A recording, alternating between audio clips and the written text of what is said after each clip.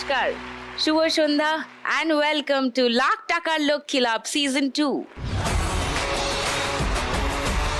কোপার্ড by sunrise মশলা। আজ 29শে জুলাই, গুরু পূর্ণিমা।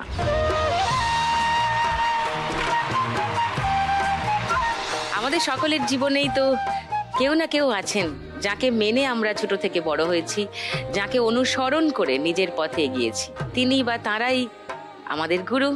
আজ আসছেন চারজন মা লক্ষ্মী যাদের জীবনে গুরুর ভূমিকা অপরিসীম। সংস্কৃতে গুরু এই শব্দের মানে হলো গয়ের রস্য মানে অন্ধকার, আর রয়ের রস্য যিনি অন্ধকার দূর করেন। তাই গুরু মানে অন্ধকার থেকে যিনি আলোর দিকে নিয়ে যান আমাদের, তাকেই গুরু বলে আমরা মেনে নিই। আজকের চার মা লক্ষ্মী তাই একা আসছেন না, আসছেন তাদের গুরুদের সঙ্গে নিয়ে আজকের গুরু পূর্ণিমায় তাদের প্রতি জানাতে সম্মান। আগে তাদের ডেকে নিই আর আলাপটা সেরে নিই। Please welcome.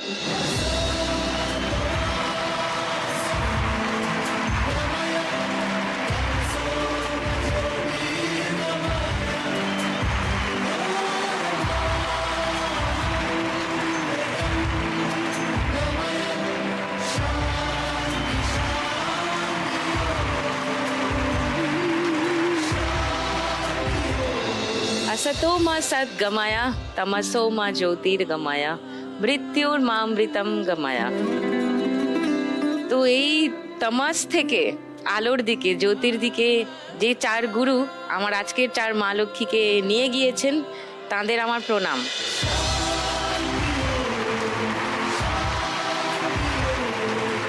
Welcome to my show. আলাপ করবো সবার সঙ্গে। মা লক্ষ্মীদের বলি, তোমরা নিজেদের সঙ্গে ইন্ট্রোডাকশন করাও আর গুরুদের সঙ্গেও আলাপ করাও। জোহার, সুদীপ্তা দি। জোহার গে। আমার নাম বাসন্তী টুডু, জেলা বীরভূম, তারপরে গ্রাম বোলপুর সাহেবডাঙ্গা। আচ্ছা।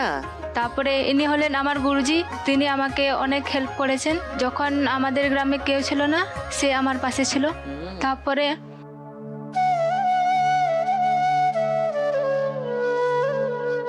ছাত্রী তো কেঁদে দিলেন। আমি গুরুজিকে বলি বাকি কথাটা বলতে।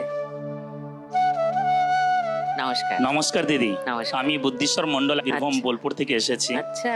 এই বাসন্তী টুডু অনেক জীবনে লড়াই করে আজকে এই জায়গায় পৌঁছিয়েছে। আজকে কলেজে সেকেন্ড ইয়ারে পড়ছে। যে গ্রাম থেকে আজ পর্যন্ত মানে প্রথম মেয়ে যে মাধ্যমিক পাস করা, উচ্চ মাধ্যমিক পাস করা, আজকে কলেজে পড়া। ওয়াও। যখন এই ক্লাস 10-এ উঠে তখন একটি ছেলের সাথে চলে যায়। এখন সে হাজবেন্ড, ঠিক আছে, আচ্ছা। এসেছে এখানে। আমি দেখলাম যে না, ক্লাস 10-এ উঠেছে, একে লড়াই করতে হবে, পড়তে হবে। এর মাকে বলা হলো তাহলে আমি আপনার মেয়েকে নিয়ে আসছি, কেন কম বয়সে চলে গিয়েছে।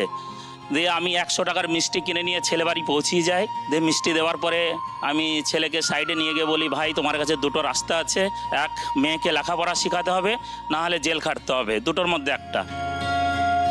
তখন ছেলে রাজি হয় না, আমি মেয়েকে পড়াবো। তখন থেকে লেখাপড়া চলছে এবং যখন মাধ্যমিকের ফাইনাল পরীক্ষা দেয় তখন 8 মাস পেটে বাচ্চা। ওই গ্রাম থেকে 4টে মেয়ে মাধ্যমিক পরীক্ষায় বসে, কিন্তু মোটামুটি পাস করেছে সবাই, কিন্তু সব থেকে নম্বর একটু বেশি পেয়েছিল। সেই অবস্থায় জার্নি করে মানে ভীষণ লড়াই করে পড়ছে এবং এর জীবনে লড়াই চলছে। মানে আমিও ভগবানের কাছে প্রার্থনা করি এ যেন নিজের পায়ে দাঁড়াতে পারে, এটাই আমাদের। এবং ওকে লড়াই। দেখে যেন বাকিরা শেখে। 100 বার দিদি। তাই না? Thank you sir, thank you so much.